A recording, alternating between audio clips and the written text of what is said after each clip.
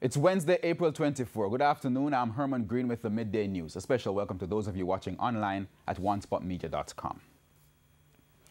The International Monetary Fund, IMF, has criticized the suggestion made by President of the Private Sector Organization of Jamaica, Howard Mitchell, to peg the Jamaican dollar against the US dollar.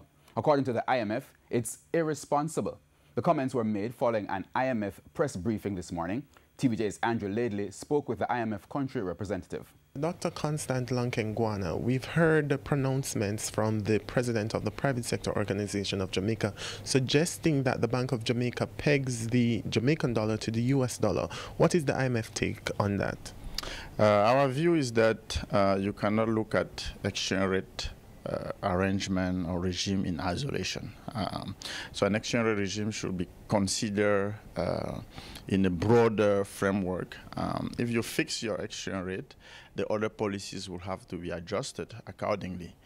And you will have to look at the type of fiscal space that you have, because pegging your exchange rate means that you are giving away monetary policy. So the only tool that you're left with is your fiscal policy to absorb shocks. And in order to do that, you need fiscal space. And with debt still as high as in the case of Jamaica, we believe that the fixed exchange rate is not appropriate for Jamaica at this time. And I believe Umar Ramakrishnan also stressed those points during the video press conference just now. In the latest review, the IMF is suggesting that the Bank of Jamaica reduce its footprint in the FX market. Can you say why that is? Well, I mean, you would you would remember that the Jamaica level of reserves plummeted below 1 billion not so long ago. We're talking about 2012-13. So those hard-won reserves have to be kept for time of extreme market dislocation. So you don't want to be using your reserve unless there is excessive disorderly market conditions. And that has been our long-standing advice to the Bank of Jamaica. So in order to make a determination as to what disorderly, it's a host of variables that have to be looked at. And that's the approach that we've been recommending to the Bank of Jamaica over the years.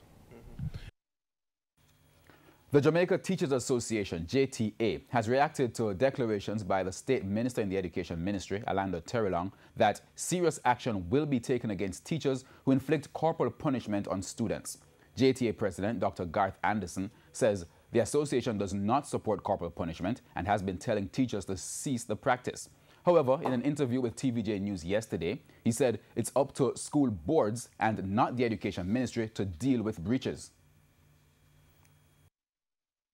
As it relates to the minister's assertion that serious action will be taken, I'm not too sure what the minister is referring to. What I do know is that where there are breaches of policies, that is a matter for boards of management of schools to treat with. So I anticipate that if there are issues, that the correct procedures will be followed, and the first step would be the Board of Management of Schools taking up that particular situation. Dr. Anderson says there are alternative mechanisms for dealing with disruptive children. The fact is, from where we stand, a number of our young people are crying out for help. They're acting up in our schools. Some administrators are of the view that their hands are tied because we have an education regulations that is outdated. It is said that it is under review now for many years, and we hope that very soon this review will be done and we can have a document that can properly guide and assist administrators as to how to treat with some of these maladjusted students. Meanwhile, the JTA has also reiterated the call for more timeout facilities to deal with disciplinary measures for students. Currently, there are only 2 timeout facilities in the country, one in Westmoreland and the other in Manchester. JTA President Dr. Garth Anderson says with more cases of disruptive students threatening discipline in schools, there needs to be a strategic method to manage these students. He believes creating and using more timeout facilities is the answer. Problem. This is not to institutionalize students in any way from the regular education system, but sometimes it is necessary to pull them into an area where we can treat with them their particular issue at the moment, and after some time then you would revert them back to the regular education system. The JTA president also raised concerns about the lack of psychosocial support in schools. He argues that guidance counselors and deans of discipline are not enough. Is that we need greater psychosocial support in some of these troubled schools. We cannot have one guidance counselor, for example, treating with many of these issues. We know we have deans of disciplines and so on, but we are calling for greater support as it relates to increasing the number of social workers that we have in the regional offices. And it's one thing to say corporal punishment is off, but we have to find other ways and means to treat with the students who are crying out for help.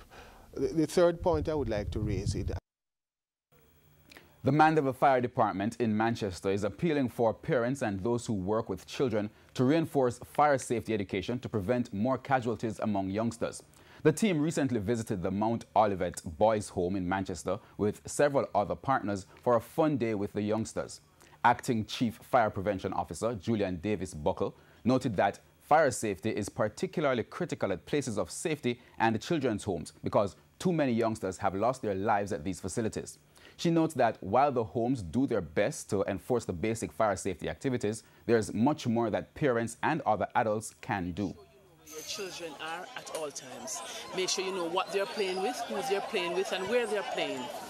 If you hear them quiet for too long, just take a peek to see what they're doing. If they're quiet for too long, they might be doing something mischievous. Go and look. Talk to them about fire safety. Talk to them about the danger of matches. Talk to them about the danger of lighters. Talk to them. If you see a fire, what do you do? Don't run under the bed, but you need to go tell an adult, because a lot of times we can catch these fires. But the poor child is so scared. They start the fire, they got scared, go hide. Meanwhile, director at the home, Patrick Newman, notes that such visits are always good motivation for the boys who often do not get enough or any visits at all. He explains that through the Johan Blake Foundation, one of the boys is pursuing further academic studies in Paris, and the home is also doing its own work to help with older boys who have difficulties leaving the home and transitioning into adulthood. Presently, there are 7 boys. There are 7 boys in that facility now who are 18 and older and who are presently engaged in skills training at Hart, our college, and there one who is going to university. And time now for a preview of what's coming up in this evening's Health Report. In the next edition of the Health Report, we look at measles. I would advise individuals to check in with your travel health doctor or medical doctor, usually about 3 weeks before departure, ideally, because to get back these results, you're probably going to need a week or a few days. And if you require another vaccine or a new vaccination series, then your body needs time to mount the antibodies, usually 1 to 2 weeks. So if you get it today and you travel tomorrow, there's still a window of opportunity for that measles to get you. That's the Health Report this evening in Primetime News. And now for today's healthy living tip. Wash your hands often. If soap and water aren't available, clean your hands with hand sanitizer. Don't touch your eyes, nose, or mouth. Cover your mouth and nose with a tissue or your sleeve. And try to avoid close contact such as kissing, hugging, or sharing eating utensils or cups with people who are sick. We go down to news in sports. Vice President of the Inter-Secondary Schools Sports Association, Keith Wellington, says the recent announcement that the body will receive the IAAF World Athletics Heritage Plaque is a big boost for the country.